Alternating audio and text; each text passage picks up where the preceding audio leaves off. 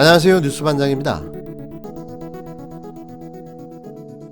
검찰에서는 상당 부분의 혐의를 인정한 것으로 보고 있습니다. 그래서 재판에 넘겨진다고 해도 저는 100% 무죄가 나오기는 좀 어려울 거라고 보고 있고요. 다만 말씀하신 대로 여러 가지 혐의 사항에 대한 사실 확인, 이 재판 과정에서 조금 변경은 있을 수 있을 거라고 생각이 됩니다. 그러나 저는 표창장 위조 사건은 정말 다시는 반복돼서는 안 되는 전 중죄라고 생각이 됩니다. 대한민국 엄마들, 학부모들의 가슴에 굉장히 못질을 한 그런 행위이기 때문에 저는 저 부분에 대해서는 좀 엄중한 재판부의 판단이 있었으면 하는 국민적 바람이 있습니다. 검찰이 정경심 교수에 대해 징역 7년을 구형했습니다. 그리고 지금 들으신 발언은 김연아 국힘당 비상대책위원이 SBS 주영진의 브리핑에 출연해서 한 말인데요. 이런 말을 아무렇지도 않게 하는 글을 보면서 검찰 개혁을 저지하려는 검찰의 광기와 정권을 재창출하려 수단과 방법을 가리지 않고 있는 친일 적폐 극우 보수 야당의 밑바닥을 봅니다. 무엇이 상식이고 정의인지조차 구분할 수 없는 지경에 이른 이들은 자신의 목적 달성을 위해 공권력으로 가족을 무참하게 유린한 것도 모자라 이제는 사법 만행까지 저지르려 하는데요. 말도 안 되는 온갖 범죄 사실을 끼워 맞춰 기소하고 7년이라는 무거운 중형을 구형한 겁니다. 징역 7년이면 엄청난 범죄에 해당하는 중형인데요. 대체 무슨 죄를 지었다는 건가요? 자녀 입시 비리, 사모펀드 의혹을 받고 있는 정경심 교수에게 검찰이 징역 7년을 구형했습니다. 검찰은 5일 서울중앙지법 형사합의 25-2부 부장 임정엽 심리로 열린 정 교수의 결심 공판에서 징역 7년을 구형했는데요. 미공개 정보를 이용한 주식 투자와 관련해서는 벌금 5억 원과 1억 6천여만 원의 추징도 요청했습니다.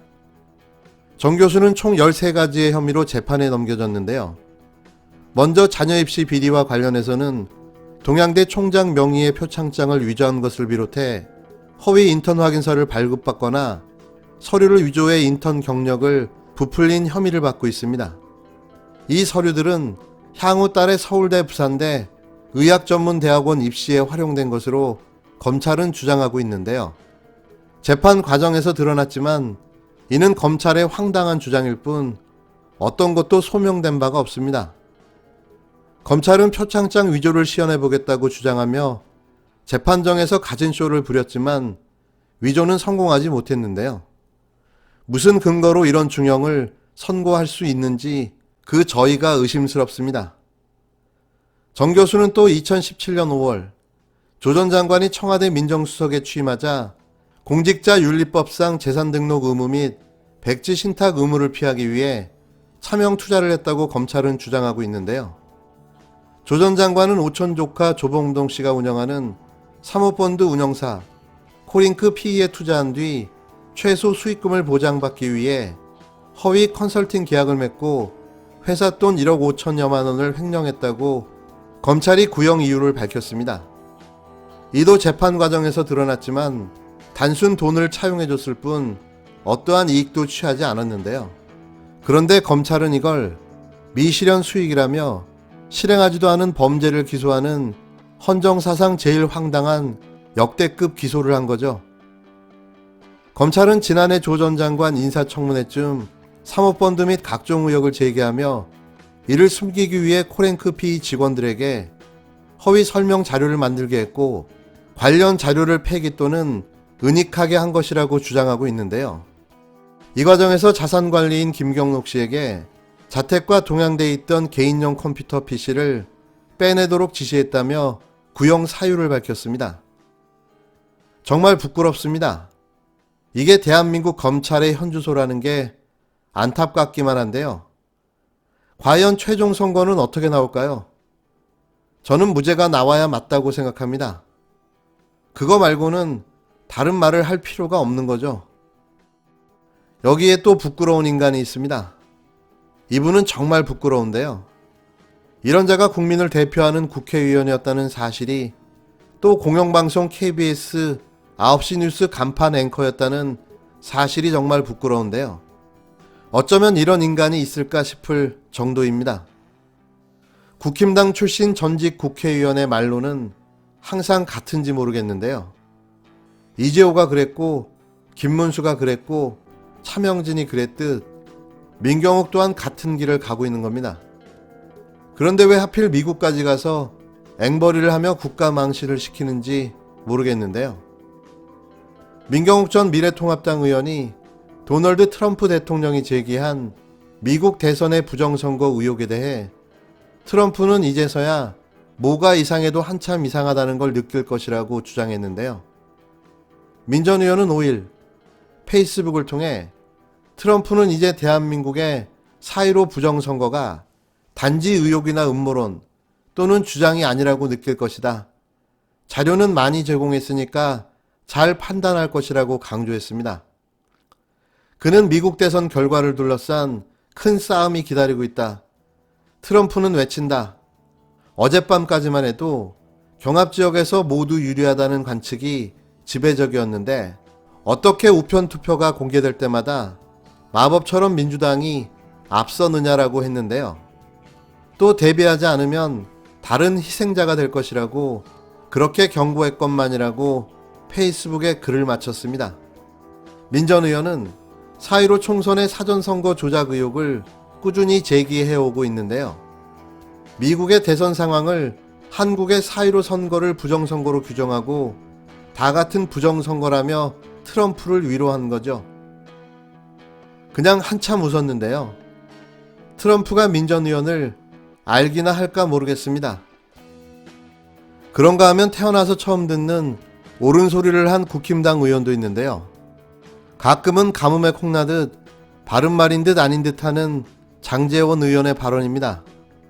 물론 자신의 존재감과 유불리를 철저하게 계산해서 하는 발언이지만 그래도 가끔은 아주 옳은 말을 할 때가 있죠. 장제원 국힘당 의원이 내년 보궐선거에서 진다면 국힘당은 어차피 망할 정당이라며 필승을 위한 당 지도부의 분발을 촉구했습니다.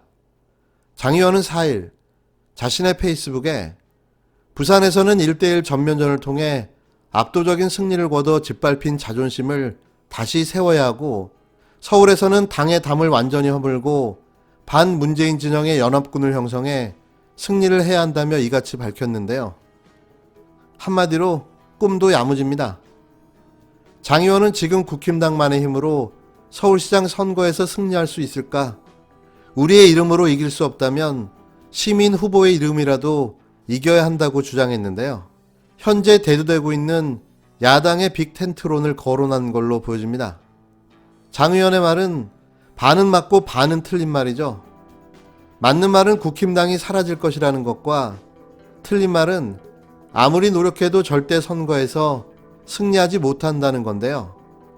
꿈도 야무지다는 말로 마무리하겠습니다.